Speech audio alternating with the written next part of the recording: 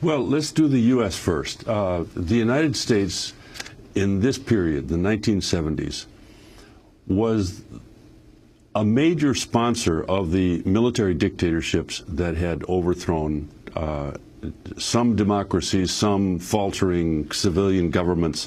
Whatever it was, the result was governments like Videla, like Pinochet, like Banzer in Bolivia, who were killing their citizens with impunity.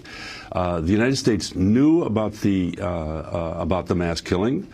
We had this kind of schizophrenic, Machiavellian attitude toward it. We really don't want these communists to be taking over governments, and we fear that democracy is leading to communist governments. Indeed, a leftist government led by Salvador Allende installed a democratically elected civilian and revolutionary government in Chile, and that's why Pinochet overthrew that government.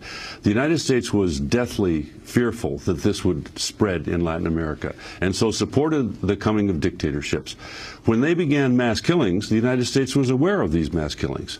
When they learned of Condor shortly after it was created, there's no evidence that they knew about it the day it was created. The earliest evidence is a couple months after it began its operations.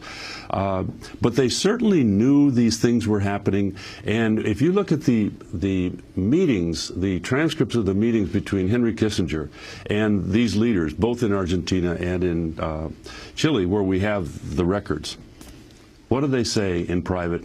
You know, we support what you are doing. We understand that you have to assert your authority. Try your best to release some prisoners, because I'm under a lot of pressure in Congress, because the Democrats are trying to make me, defend human rights. Do the best you can, but I understand what you're doing. And in one case, 2 weeks after Kissinger visited Santiago, there was the second major meeting of all the Condor countries to discuss Condor. And at that meeting in June 1976, they approved operations for assassination outside of Latin America. The first assassination that occurred was in Washington, D.C. Orlando Letelier, the former foreign minister, was killed on the streets of Washington. Thanks so much for watching this report from Democracy Now!, your daily independent global news hour. We don't accept advertising or corporate funding, but rather rely on donations from viewers like you.